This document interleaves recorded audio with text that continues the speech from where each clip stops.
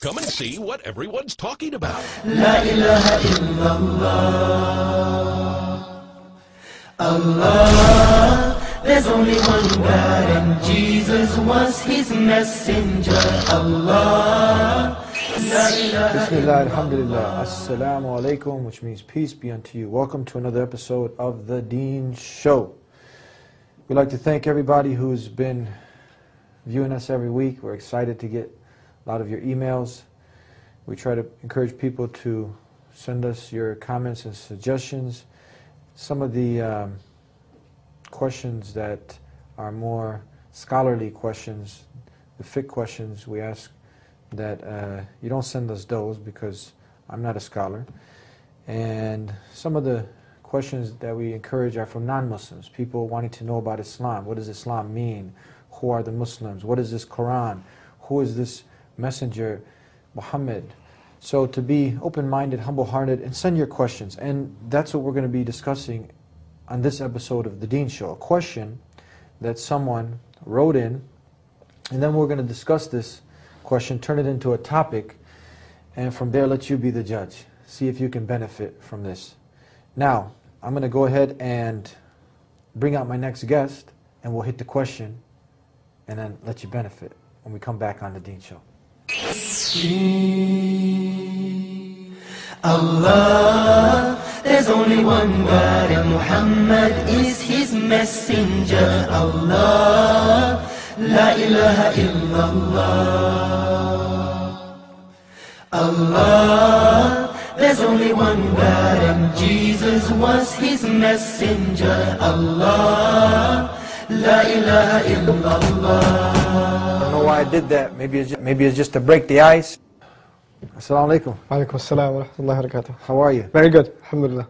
All right, so for those of you that have never seen the Deen Show, somebody kind of twisted your arm, you're sitting next to a Muslim, he said, come watch this show. I just wish peace upon him, he wished it back upon me, and now we're just here talking about good stuff, peace. Things that can bring you peace is Islam. So we're going to be talking about this question that we got in from a non-Muslim, and this is something that I'm sure a lot of people are out there possibly thinking the same thing. Now remember, we want you to be sincere with yourself as you're listening to this and the advice that we'll give towards the end. The person says, I don't like to be religious because it makes me depressed. I would not be able to live your life. It's boring. Saying that, you know, living Islam is boring. What do you do for fun? Everything is forbidden in Islam. You can't date. Oh. You can't meet your soulmate.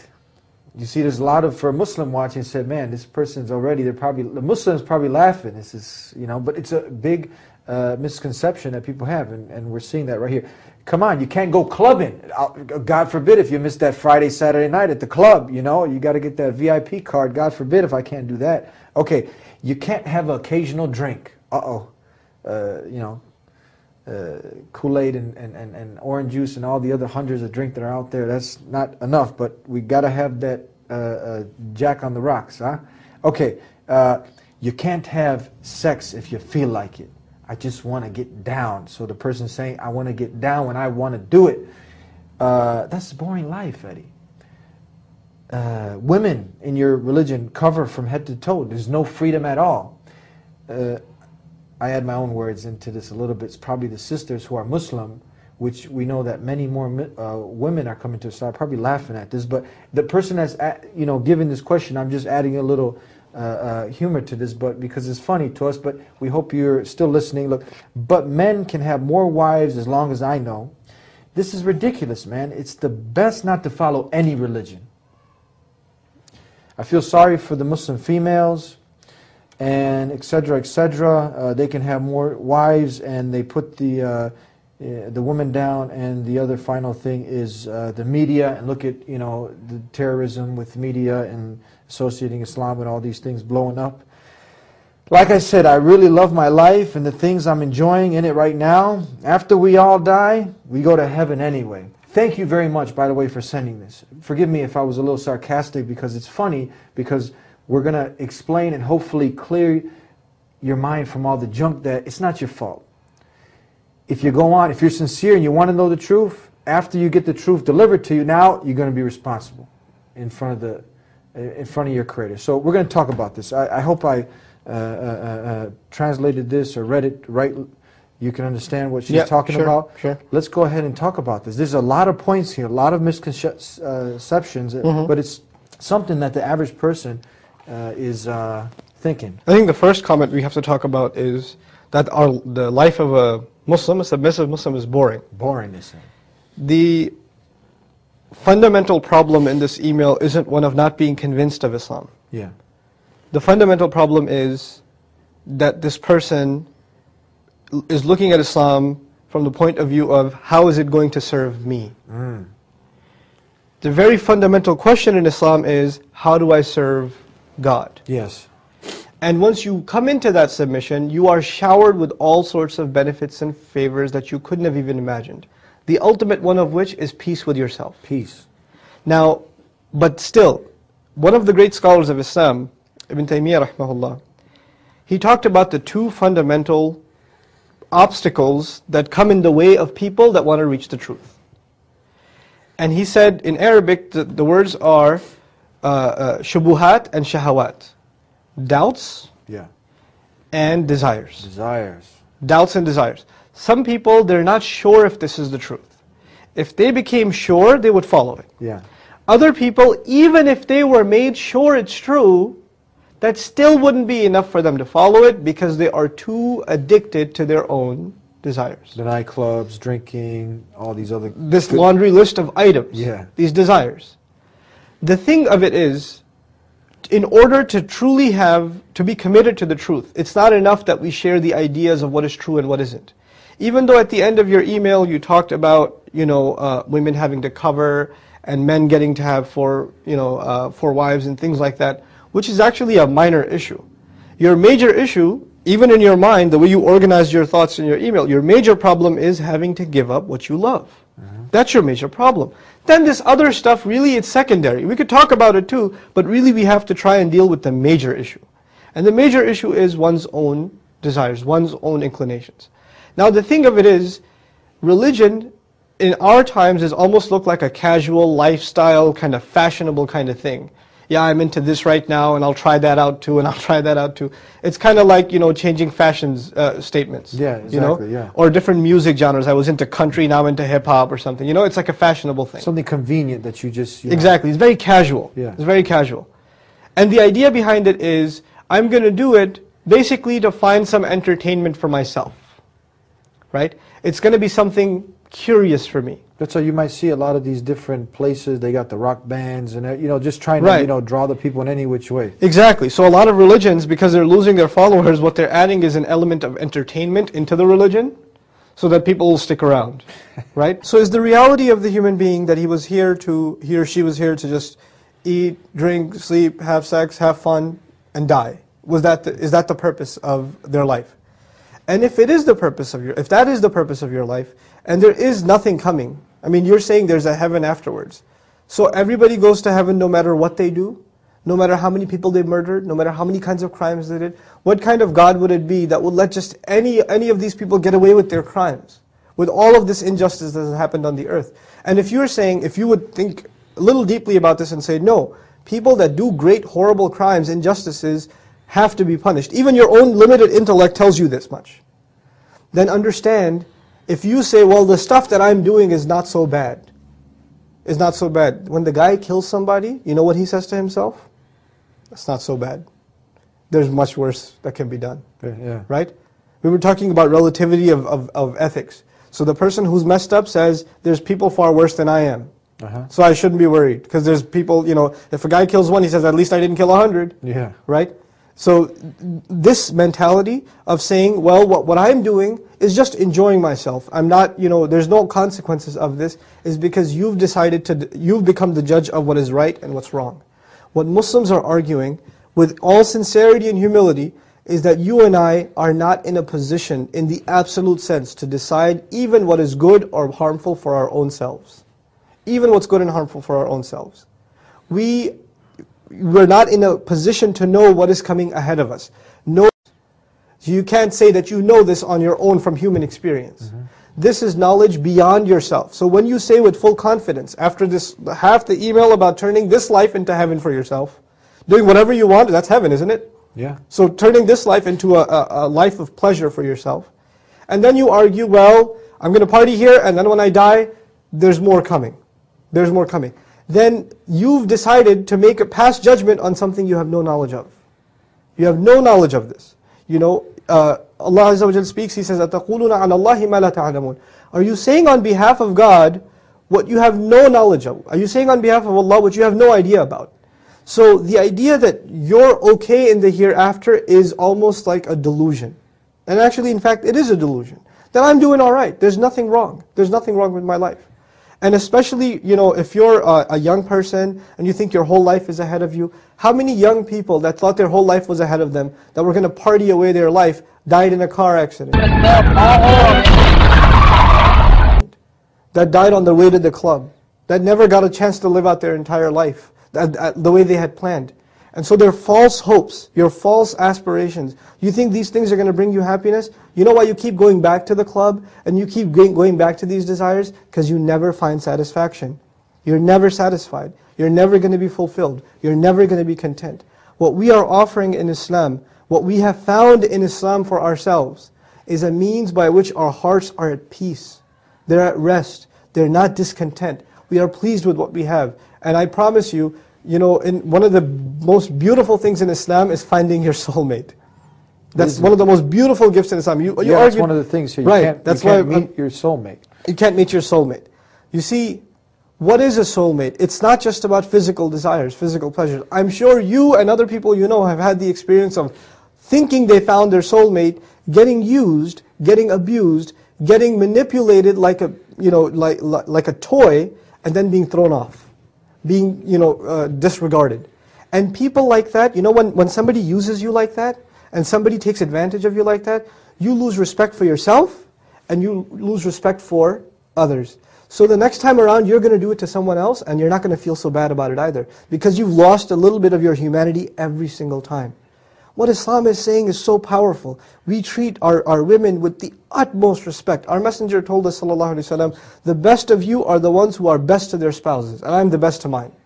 You know, so He teaches us to be the most merciful, kind, and lenient towards our spouses. And really, I don't want to talk about the reality of spousal abuse in the world, which happens in the Muslim world and it happens in the non-Muslim world. I'm not saying Muslims are not guilty of spousal abuse. They are. That's the defect in that individual. Yes, this is not to speak anything of Islam, and actually they have violated some very basic principles of Islam if they're engaged in abusing their spouse. This is one of the most prized, you know, responsibilities, one of the highest responsibilities a man has in this life as a Muslim is taking care of his wife. This is one of the things he's going to be interrogated about in front of Allah. How did you deal with her? Were you kind to her? Did you take care of her? Did you protect her? Did you honor her? Did you teach her? Etc., etc. These are the things that, you know, Muslim men are supposed to take very, very seriously. But the bottom line isn't even this issue. The bottom line is, forget men. This religion is not about men versus women. That's not the issue. The issue is you and your Lord. You and your provider. He gave you all of these things to enjoy, and He's asking you. You can be deluded by these things, you could be, you know, dissuaded by these things, or you can have eternal pleasure, eternal life. A pleasure far beyond what these few things that you're obsessed with can ever help you with. You know, you're going to get drunk, and you're going to throw up, and you're going to have a hangover. You're going to go to the club, you're going to wake up somewhere, you don't even know what happened to you the night before. You're going to do these things thinking it's going to bring you pleasure, and it's going to end up causing you, if it hasn't already, a lot of pain. You think you're happy, you're kidding yourself. You really are. So that those two next, we covered the soulmate and many things before that, and the clubbing, you know, come on, the clubbing and the occasional drink.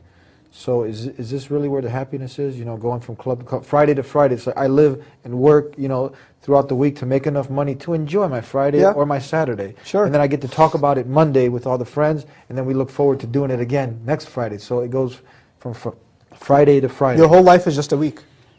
Your whole life is just a repeat cycle of that entire week. That's all it is. That's all your purpose amounts to. And really, I say, why do people love alcohol so much? You know, this is my personal take on it. This may or may not be true. Yeah. It's an escape from reality. Why do people get into drugs? Yeah. It's an escape from reality. Your life is so bad. You got so many problems. You got nothing to look forward to in your life. The only thing you have to look forward to is that time where you will jump around like a wild animal, drink something to lose touch with your problems, your reality, your own purpose.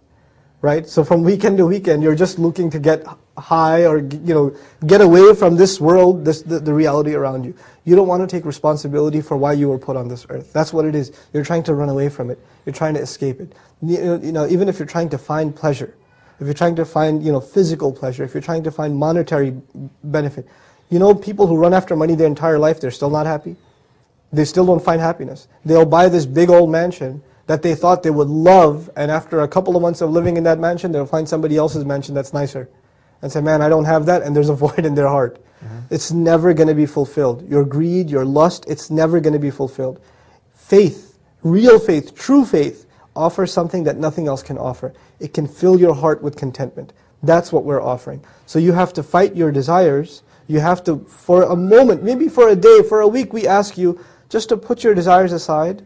Just put them aside for a little while and just deeply reflect on the truth.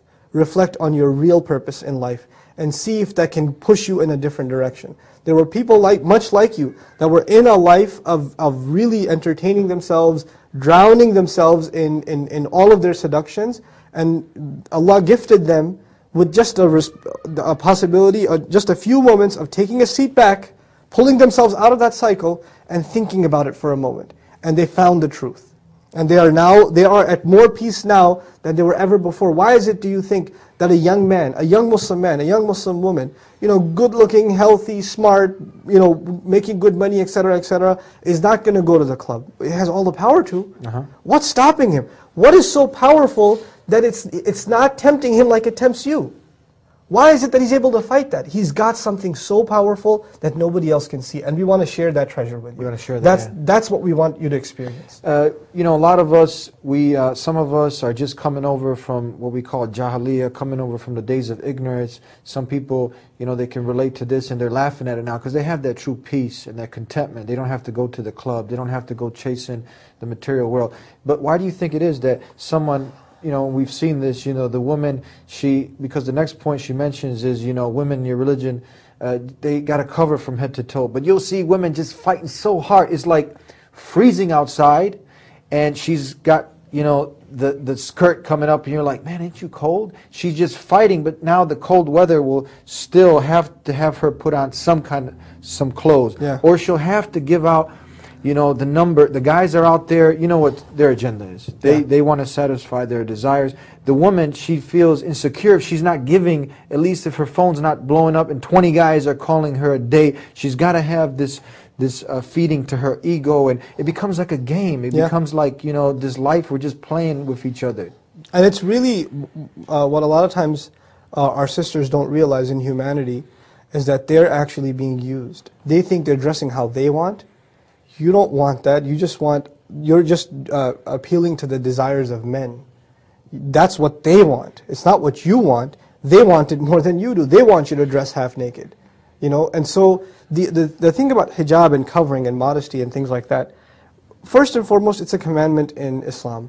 Well, the Muslim woman covers, she covers herself in a certain way. Why? Because she is convinced this is a commandment, a prescription from her Lord, and what her Lord says is better for her in her fulfilling her purpose. That's the essential point of this issue. But just to speak about clothing a little bit, there are, in Islam we say that there are three purposes of clothing. There are three purposes of clothing. One purpose of clothing is protecting yourself from the elements of the weather, like you just mentioned. Another purpose of clothing is beautification. Another purpose of clothing is modesty. There are three purposes: protection, beautification, and modesty. But the priority is different. In Islam, the priority first is what? Modesty. That's the first priority. You have to have decency. You have to have, you shouldn't be objectified, So that's the first purpose. The second purpose of clothing in Islam, of course, is protection from the weather and together with beautification. There's nothing wrong with wearing nice clothes, so long as you are guarding your modesty, right? What happens in a lot of non-Muslim culture is that a lot of times people don't care about modesty at all. They don't even care sometimes about protecting themselves from the weather, like you said. Yeah. What are they concerned about? What they think is beautification. Yeah. That's what they're concerned about. So this is the, it's a change of shift because, and we say modesty, which is it's an aspect of humility. And why does a Muslim have to have humility? Because they've acknowledged that they're not in charge of their life, there's a higher power. Yeah. So even in their speech, even in their daily life, in how they spend their time, in their clothing is just one manifestation of humility, but we argue that humility has to be something that's a part of your speech, your demeanor, your mannerisms, the way you speak to people, the way you deal with your family, the way you deal with your Lord. There has to be humility all around. And one of those aspects is humility in clothing. Yeah, that's interesting. We're almost out of time. Just a few more points. We will hope that you will continue on because this program is very short. And we just want to give you a good taste and clear some of this junk that's out there.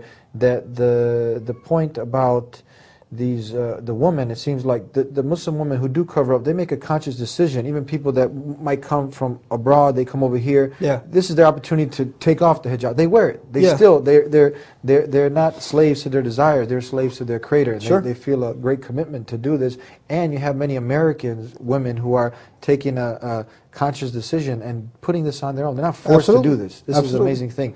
Now, the other point that the person brought up is about the organized religion. And you hear this a lot, where a person will be like, that all religions are just man-made. And I would agree, we shouldn't have to follow a man-made religion organized by men. So how can we clear up this misconception? I think what's happened is, at least in Western society, there's been a lot of disappointment with certain religions because you could see clearly the logical contradictions in them, like right off the bat. You don't have to go deep into finding the logical contradictions. You could see them right off the bat.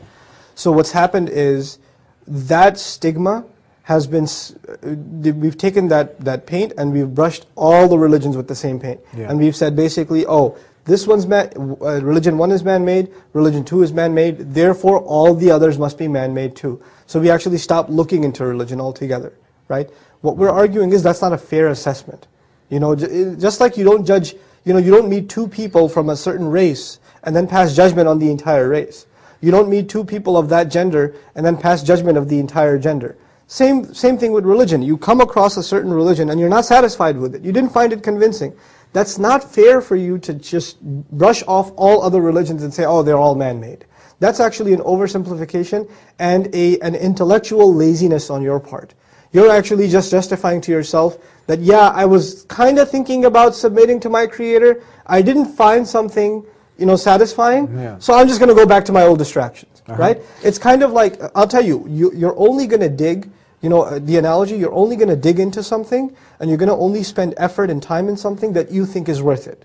Like if I asked you to dig a hole into the ground for $5, and dig 10 feet half the day, you won't do it. But if I say dig 10 feet and I'll give you 20,000, you'll start shoveling. Yeah. So you only put time and effort into something that you think is worth it. If you think the truth and finding the purpose in your life is worth it, you'll dig and not find, then dig again and not find, and dig again and not find until you find, right? You're going to keep on digging. But this attitude of, generally, just without even any inquiry, without even caring to look at the matter, you just say, I don't have to look into it. I already know that there's nothing, it's all man-made, we're all going to go to heaven. Well, the idea of heaven comes from religion anyway, so where did you get that idea? Right? Yeah. You're jumping the gun, and it's actually showing your intellectual laziness, your emotional laziness. And perhaps the reason is, maybe you don't want to find the truth. Maybe deep inside you, you're scared that if you find the truth, it's going to ask you to change yourself. And if you don't want to change yourself, Allah says in the Quran, بَلْ يُرِيدُ الْإِنسَانُ لِيَفْجُرَ أَمَامَهُ يَسْأَلُ أَيَّانَ يَوْمُ الْقِيَامَةِ. Very beautiful. He says, no, the human being, he wants to continue to disobey and explode in his disobedience that is in front of him right away. He wants to stay in that rut. Yeah. And then that's what leads him to ask, when is the judgment day coming anyway? When is the resurrection coming? It's not going to happen. We're all going to go to heaven. Look at what Allah said and look at what you're saying. It's like He drew a picture of what you're saying. Subhanallah. You know what, when I study Qur'an and then I look at the kinds of questions people ask, it's incredible. Allah knows us better than we know ourselves. You're not the first person to ask this question. There have been hundreds of thousands of people before, millions if not, that have asked the same question of their Lord, of their purpose in life. And there are people who found that answer and were sincere to themselves, and there were people who passed by these responses and said, no, my desires, my temptations, my seductions are just too powerful for me, I'm going to stay in this mess. You have to decide if you're stronger than your desires. And I want to create an urgency with this person. I know they're sincere, and the many thousands that are watching, that death is a reality. It's not something that this should be put off searching for the truth. Thousands of people just in America die every day. I'm told that close to 150,000 die globally. So death can reach us at any time, and this Absolutely. is a fact, and we should kind of get on the ball about finding what the true purpose of our life is. Absolutely. أينما كنتم يدرككم الموت ولو كنتم في بروج مشيدة. Allah says, wherever you may be, death will come to you, even if you are in fortified camps, you're in the best security system. Death does not need to knock on your door, it will come right to you. You could be in your beds, you could be in your sleep, you could be driving to work, you could be perfectly healthy one day and a heart attack and died the next. We say it was sudden death, right? Cause of death unknown. This happens too. Death is not in your hands, it is the hands of your Creator. And because there's no timeline, you think you make a 40-year plan, you may not even have 3 hours left on this earth. I don't know how much time I have left, you don't know how much time you have left. Yeah. So we have to have a sense of urgency to finding our purpose. Because once that clock stops ticking and we leave this earth, then like one of the companions of the Prophet said, Ali radiallahu anhu, he said people are sleeping. It's beautiful. He said people are sleeping, and when they die is when they wake up. That's when their eyes open. An-nasu niyam, people are asleep. So we ask that you wake up before you go into the grave. Where everybody else thinks you've been put to sleep, the reality will be you've actually been woken up at that point. And we don't wish that upon you. We don't wish that you wake up at that point. We wish upon you that you wake up now, that you think about your purpose and reality now, inshallah. Yeah, and it's not fair now that you expect the Creator, or you go to your boss and he told you and he gave you a list of responsibility. You neglected it, now you want to get paid at the end. Yeah, exactly. It doesn't make sense. Okay, thank you for being with us. You're quite welcome. We hope to have you back again, inshallah, God Inshallah. willing. Look And forward to thank it. you. I really hope that you're sincere, that you're honest, and I'm sure that you want to know the truth, and I hope that this somewhat will stimulate you to continue on in your journey. Do the most important thing. Ask the one who created this universe and everything in it. Take the first step. Don't fight the guidance. Ask Him to guide you. The one who created you and took care of you and is still taking care of you, ask Him for the guidance. And He created you. I mean, one of the beautiful things is that He's the most loving and the most merciful, and it'd be unfair that He wouldn't guide you, but it's unfair to yourself if you don't even ask Him to give you the guidance. So ask Him to guide you. Take that first step, that first crucial step to wanting to know the truth, and then when the truth comes, be on it. It's very simple. And Islam is calling you to something that's in your very nature, to be a slave, to be one who surrenders and submits to just God alone and not His creation. And if you can dig this simple thing, then everything else will fall in place. It's a very beautiful way of life, and we hope that you got the benefit from this show, and we look forward to having you again, God willing, inshallah, on the Deen Show. Until next time, Assalamu alaikum, peace be unto you.